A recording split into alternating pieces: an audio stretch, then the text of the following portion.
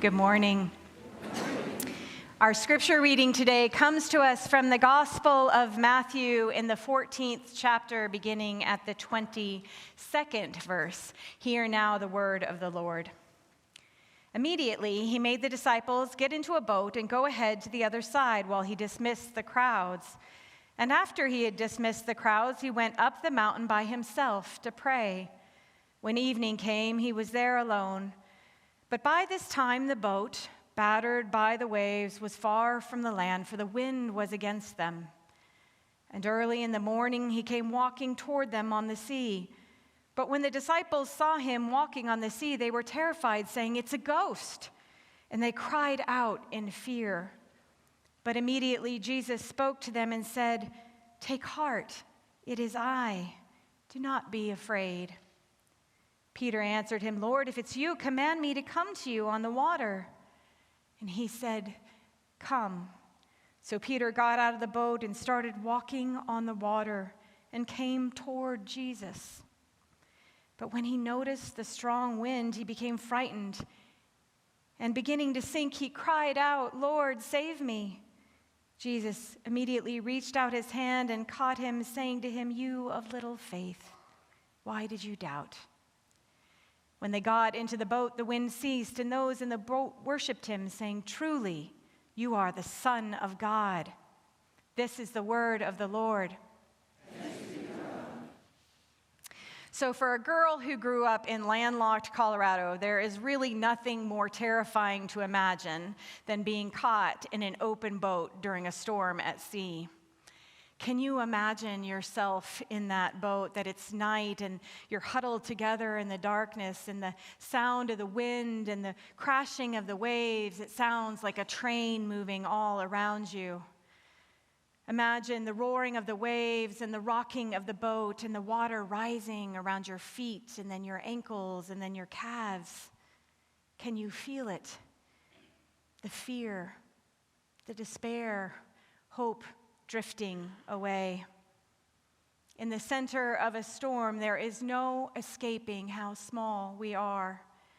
There's no escaping how life itself can seem to have turned against us, and we can feel, as the disciples must have, that all is lost. Of the storms that have raged in my life so far, none has been more difficult to weather than my dad's alcoholism. I don't share often about his addiction, and I want you to know I share today after only discussing it with my siblings, that it's okay with them. I know it would be okay with my dad, especially if it was helpful to someone else. My hesitancy sharing is in no way a reflection of my love for my father, who died at 67 as a direct result of the disease. And it's not shame. I don't feel ashamed. I don't share because it is my perception that when people hear of his addiction, they think they somehow know him, that they understand our relationship, they understand my childhood, and that they reduce him in some ways to his addiction. And he was so much more than an alcoholic. He was, for much of my life, my primary parent. And in many ways, in the ways that matter most, he was a really wonderful dad. He was loving and supportive and present. He was smart and funny and compassionate and curious. Still, the fact remains that he was an alcoholic. And this truth, it created a storm that impacted our family deeply and in ways that we will spend our whole lives unraveling. One of the worst storms in my family's struggle with his addiction occurred in 2005 when he was forced into detox in the hospital, and he didn't know who we were. He couldn't recognize us. And my sister and I, we went back to our childhood home to find it just an absolute squalor. And his cat was dying, and there was just evidence all around of the depth of his addiction. And I was as scared and as hopeless as I have ever been. My dad was my anchor, and not yet having figured out how to sort of separate his fate from my own, not having been to Al-Anon or therapy, it seemed that all was lost, that there was no righting the boat, that there was no surviving the storm, not for any of us. So I understand fear. I understand storms. I imagine most of us do, of one form or another. The disciples must have been terrified in that little boat, which had drifted so far from land in the darkness. And by the time the storm kicked up, there was little they could do to save themselves. One translation I read said that the waves tortured their little boat.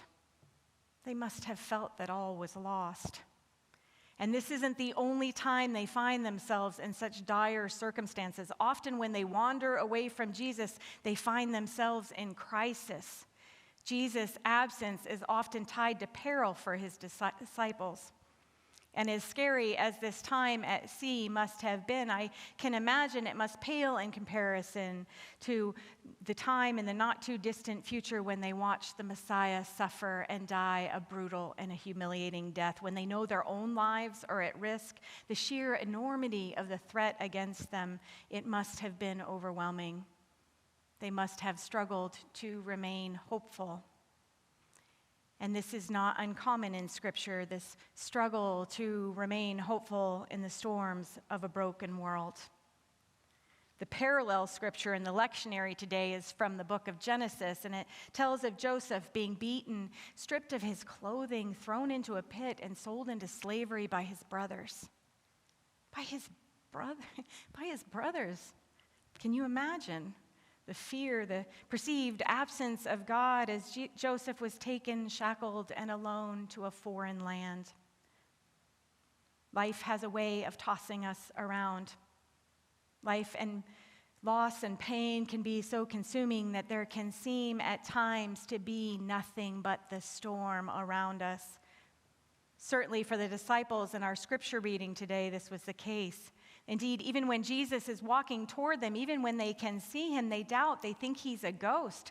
Just another terrifying reminder of the hopelessness of their situation. So the first thing Jesus does is assure them that it's really him. He says, ego eimi. These are Greek words that are attributed to God when he speaks to Moses from the burning bush. Jesus is saying to his frightened friends, I am is here. I am is here. And his words, the sight of him walking toward them, it's still not enough to override their fear, to assure them that all is not lost, that all is well. The scene is depicted in the Gospels of Mark and John as well, but it's only in this telling in Matthew that Peter asks Jesus to summon him. If it's really you, Peter says, call me to you. And Jesus says, come. And Peter, in the middle of a raging storm, walks on water. Eyes locked with Jesus, he steps out of the boat. He steps toward hope. And then he looks away. The roar of the storm, the depth of the sea below him, it overwhelms him and he starts to sink. Like Peter, we can be overwhelmed by the evidence of the storm all around us, whether it's pain or grief or fear. They can overwhelm our senses. They can linger in our peripheral vision, pull our focus, cause us to cry out in fear that we cannot survive, that we cannot overcome what life has thrown at us. I read a story this week about a group of 7 men who'd been gathering after they all became widowed fathers with young children in the home. 6 of the 7 of them had lost their wives to cancer. Cancer is a storm that can consume whole family systems in its enormity. And these men, they were within a year of their loss, and because of this terrible thing they had in common, they got put into a group together. And none of them wanted to be there. And on the first night they gathered, they were all of them just raw and desperate, and the conversation was sort of awkward and painful. They would all rather have been anywhere else. They feared that they couldn't overcome their loss. They had nowhere to fix their gaze. They had no horizon to offer them hope, and you can imagine that for them and for their young children, it must have seemed that all was lost. Every dream, every plan for the future, every hope. But here's the thing. Jesus is always walking toward us. Jesus is always extending his hand, reaching into our pain and our grief. So great is his love and his faithfulness that there is no storm into which Jesus isn't willing to walk to reach us. We may doubt it, we may sink like Peter, but when we have the eyes to see, when we step out of the boat, when we move toward Jesus, we can weather impossible to weather storms. For me, Jesus walked through the storm of my fear and my grief late one night, one of the first nights we were home after my dad's hospitalization. We had just heard from the doctor that if my dad didn't stop drinking, it was going to kill him. And we were cleaning up the house, and I just felt terrible. I felt nauseous, and I was exhausted. And I don't remember whose idea it was that my physical state might be more than my grief, but there, sitting side by side, holding my beautiful sister Amanda's hand, I took a pregnancy test, and I learned that I was pregnant with my son Sawyer. And for me, it felt like I had been drowning, and that Jesus pulled me up from under the water and kissed my face and whispered to me peace and hope, that life would go on, come what may. Of course, this hope doesn't always present itself in the same way, but in the great mystery of how God works, the great mystery of why X or Y happens, it felt to me, that moment, like the peace that can only come from Jesus.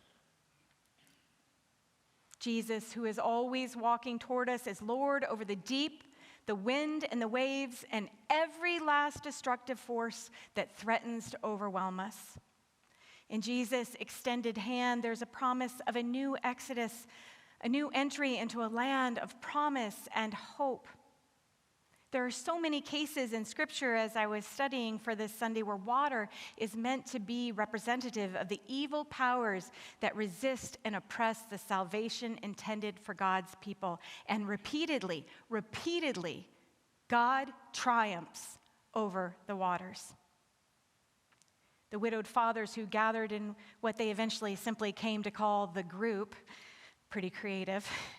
These men who were initially so reluctant to gather and discuss their feelings, their hope was found in vulnerable, open-hearted conversation.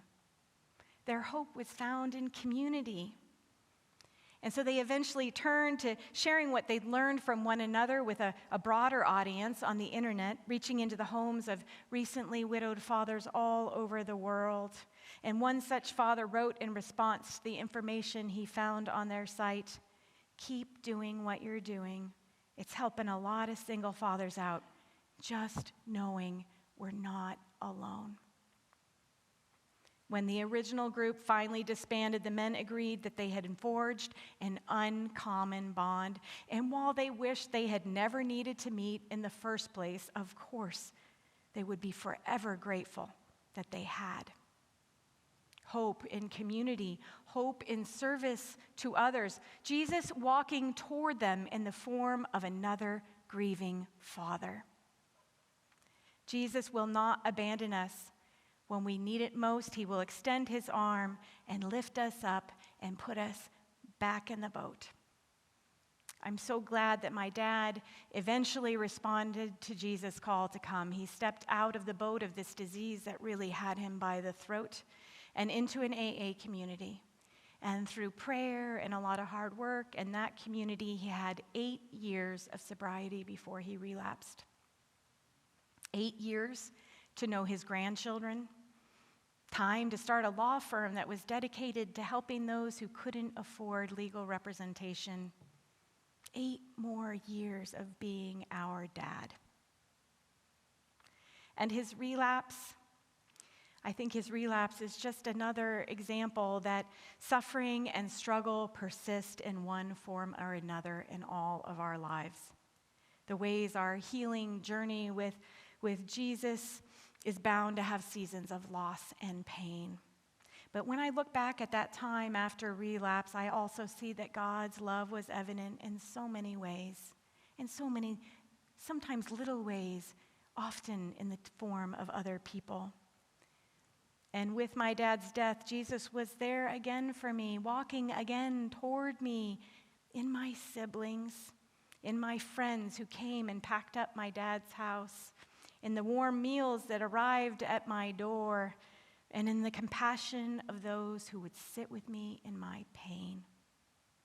In the face of all being lost, Jesus remains the enemy of all the faces of fear and grief. Horatio Spafford had already lost his fortune in the Chicago fire in 1871, as well as his 4-year-old son to scarlet fever. And he thought that maybe his family would benefit from going on a vacation. So he sent his wife and his 4 daughters on a ship across the Atlantic. And while they were en route, there was a terrible, terrible accident, and all 4 daughters died. So Horatio boarded his own ship to join his grieving wife in London, and he was passing over the section of the Atlantic that had taken the lives of his daughters. And Horatio wrote the hymn, "It is well with my soul. When peace like a river attendeth my way, when sorrows like sea billows roll, whatever my lot thou hast taught me to know, it is well with my soul." How is that possible? How could he have survived that loss? Only through Jesus. In the midst of a season of terrible, terrible grief, Horatio had a profound experience of hope, which is not to say that his sadness did not persist, or what happened wasn't devastating, or that it didn't stay with him every day for the rest of his life. It's only to say that Jesus is with us. Jesus is with us in the worst storms of our lives. And our loving God cannot be kept from walking toward us in the storms that life sends our way. And the storms will come. Of this we can be certain. And when they do, Jesus is bidding us come, to step out. After all, faith is not a possession, it's an activity. Jesus bids us come, and we must step out of the boat into AA and Al-Anon, into therapy, into deeper, vulnerable relationship with those we love, into worship and prayer, into service of others, into community, seeking out those who suffer as we do, stepping out into a new day. On some days, that's just answering Jesus' call to come by getting up and taking a shower and drinking a glass of water and heading outside to be reminded that Jesus will ultimately defeat every storm, that a new day is dawning, that I am is here, that it is well with our souls.